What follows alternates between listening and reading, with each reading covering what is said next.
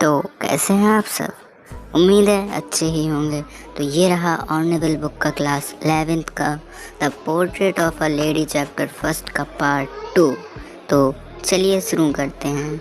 मैं आज पहले पूरा चैप्टर पढ़ूंगा, फिर आपको उसका हिंदी एक्सप्लेनेशन दूंगा। तो चलिए शुरू करते हैं। When I went to university, I was given a room of my own. The common link of our friendship was snapped. My grandmother expected her seclusion with resignation. She rarely left her spinning wheel to talk to anyone. From sunrise to sunset, she sat by her wheel spinning and reciting prayers. Only in the afternoon, she relaxed for a while to feed the sparrows. While she sat in the veranda, breaking the bread into little bits, hundreds of little birds collected round her, creating a veritable bedlam of chirpings. Chirpings कहलाता है चिड़ियों का चहचहाना.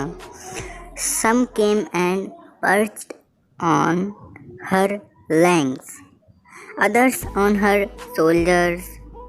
यहाँ पे legs था. Others on her shoulders. Some even sat on her head. She smiled but never shooed them away. It used to be the happiest half hour of the day for her. चलिए इसका हिंदी अनुवाद देखते हैं। Author हमारा जो खुशवंत सिंह हैं वो बताते हैं, जब मैंने विश्वविद्यालय में प्रवेश लिया, विश्वविद्यालय यानी कॉलेज, विश्वविद्यालय में प्रवेश लिया तो मुझे अपना एक अलग कमरा दिया गया।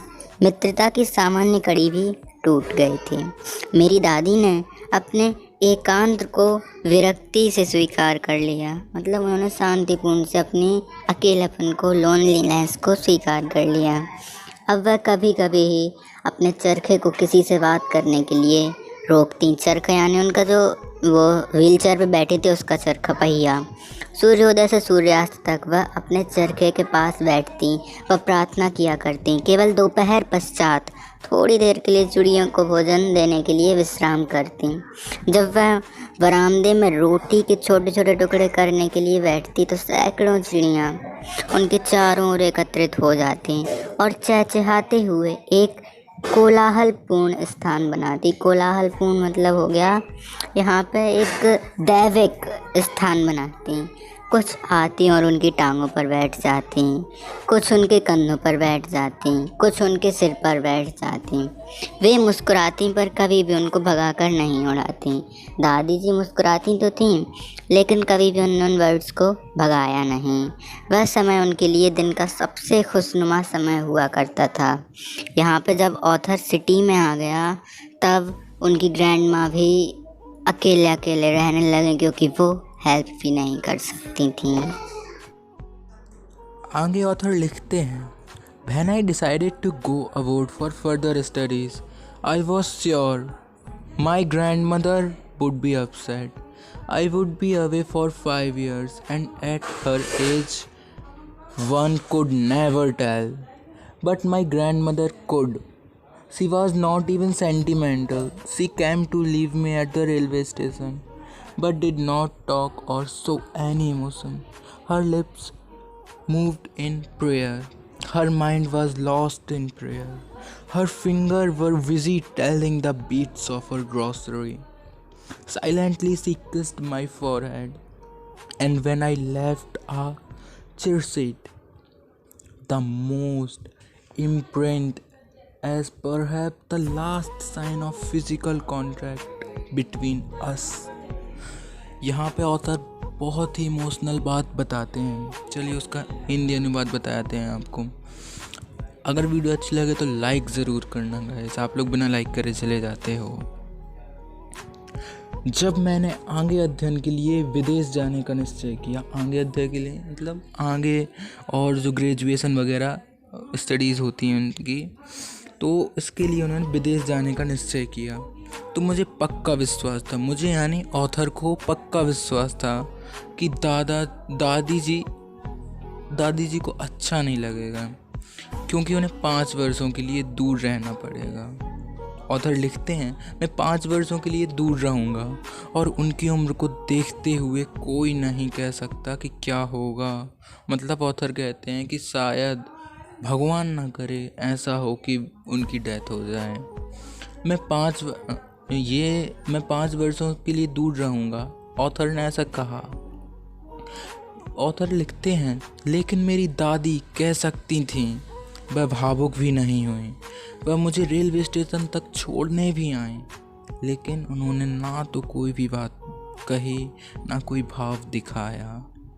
उनके होंठ वैसे ही प्रेयर में लीन थे, बिल्कुल उनकी उंगलियां माला हाथ में जो लिए थी उसको घुमा घुमा के मंत्र जाप टाइप का कर रही थी। चुपचाप उन्होंने मेरी परेशानी को समझा और मेरे माथे पे एक साइलेंटली किस दी। और जब मैं वहाँ से चला गया तो मुझे ऐसा लगा कि यह किस उनके और मेरे बीच शायद अंतिम शारीरिक संपर्क होगा। आगे ऑथर लिखते हैं, but that was not so. After 5 years I came back home and was met by her at the station. She did not look a day older. She still had no time for words, and while she clasped me in her arms, I could hear her reciting her prayers.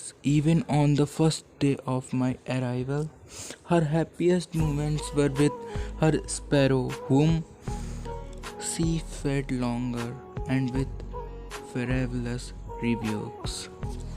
Author ने यहाँ फिर से emotional बात लिखी है। अगर आप यहाँ पे बात की गहराई को समझें तो सुनिए। लेकिन ऐसा नहीं हुआ जैसा कि ऑथर सोच रहे थे, वैसा नहीं हुआ। 5 साल बाद वो घर पे वापस आए तो उनकी दादी माँ उन्हें स्टेशन पर मिली। वह 1 दिन से भी ज़्यादा बूढ़ी नहीं लग रही थी। अभी भी उनके पास शब्दों का समय नहीं था। और जब उन्होंने मुझे अपनी बाहों में लिया तो मैंने उन्हें प्रार्थना करते सुना।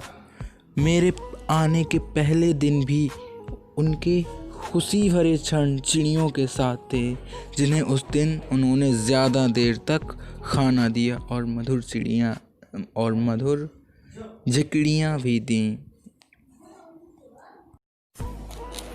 In the evening, a change came over her. She did not pray. She collected the women of the neighborhood, got an old drum and started to sing. For several hours, she trumpeted the sagging skins of the dilapidated drum and sung of the homecoming of warriors. We had to pressure her to stop to avoid overstraining. That was the first time since I had known her that she did not pray. The next morning she was taken ill. It was a mild fever, and the doctor told us that it would go, but my grandmother thought differently. She told us that her end was near. She said that since only a few hours before the close of the last chapter of her life, she had omitted to pray. She was not going to waste any more time talking to us. मतलब author कहते हैं, शाम को उनमें एक परिवर्तन आया। She did not pray. उन्होंने प्रार्थना नहीं की। She collected the women of the neighborhood. उन्होंने अड़ोस पड़ोस की स्त्रियों को इकट्ठा किया, एक पुराना ढोल लिया और गाने लगी। कई घंटों तक उन्होंने उस जीर्ण सीन और बीच में धंसे ढोलक पर योद्धाओं के घर आने वाले गीत गाए। यहाँ पे डिलैपिडेटेड ड्रम यानी जीर्ण सीन ड्रम के लिए कहा गया है। तो योद्धाओं के घर आने वाले गीत गाए। हमें उन्हें आग्रह करना पड़ा कि इससे तनाव पड़ेगा, यह पहली बार था जब मैंने उनको प्रार्थना करते हुए नहीं देखा। अगले पैराग्राफ में ऑथर बताते हैं, अगली सुबह वह बीमार पड़ गए। हल्का बुखार था और डॉक्टर ने कहा कि वह चला जाएगा, बुखार चला जाएगा। लेकिन मेरी दादी का कुछ अलग ही मानना था। उनका अंत निकट है। उन्होंने कहा कि चूंकि अपने जीवन के अंतिम अध्याय के कुछ घंटे पूर्व उन्होंने प्रार्थना करना छोड़ दिया था, अतः वह यानी उनकी ग्रैंड माँ हमसे यानी ऑथर और उनके पेरेंट्स बात करने में अपना समय व्यर्थ करना नहीं चाहती थी। B protested, but she ignored our protests. She lay peacefully in bed, praying and telling her beads. Even before we could suspect, her lips stopped moving and the rosary fell from her lifeless fingers.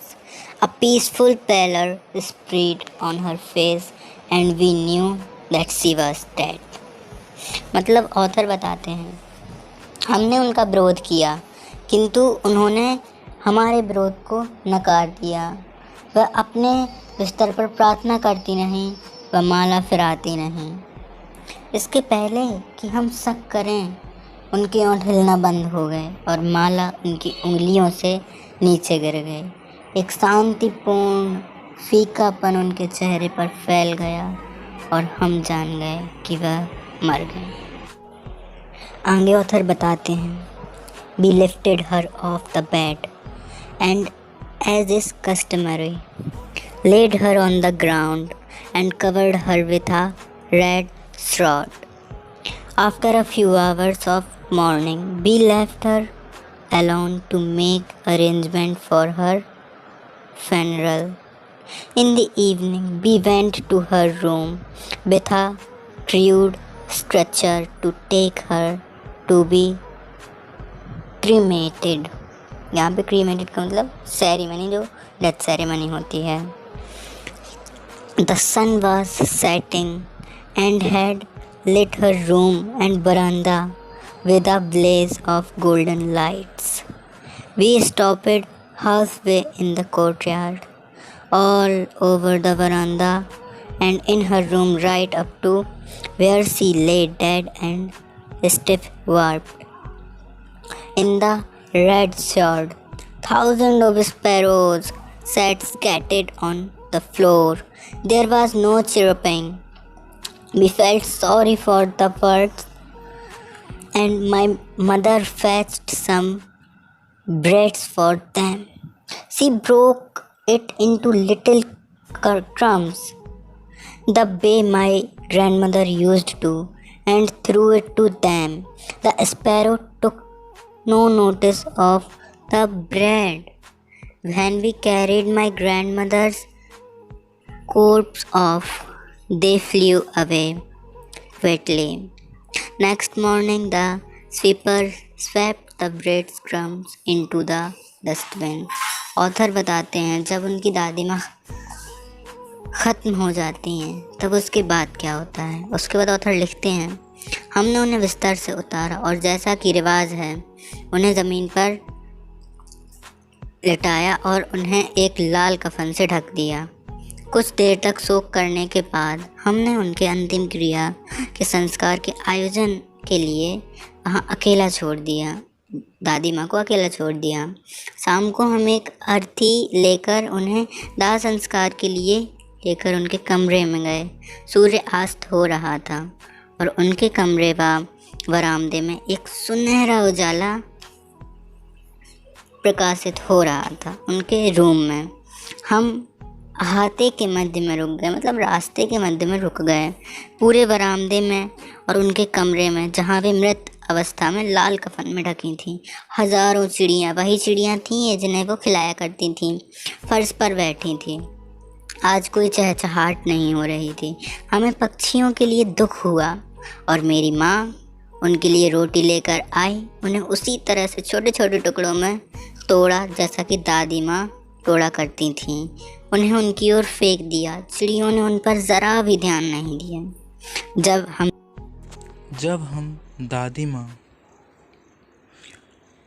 हम दादी माँ और उनके मृत शरीर को ले गए तो चिड़ियाँ चुपचाप उड़ गईं। अगली सुबह सफाई कर्मचारी ने उन रोटी के टुकड़ों को समेटा और कूड़ेदानी में डाल दिया। यहाँ पे ऑथर की कहानी ख़त्म होती है। ऑथर हमारे खुशवंत सिंह रहे इस कहानी के। ऑर्नेविल चैप्टर 1 क्लास 11th।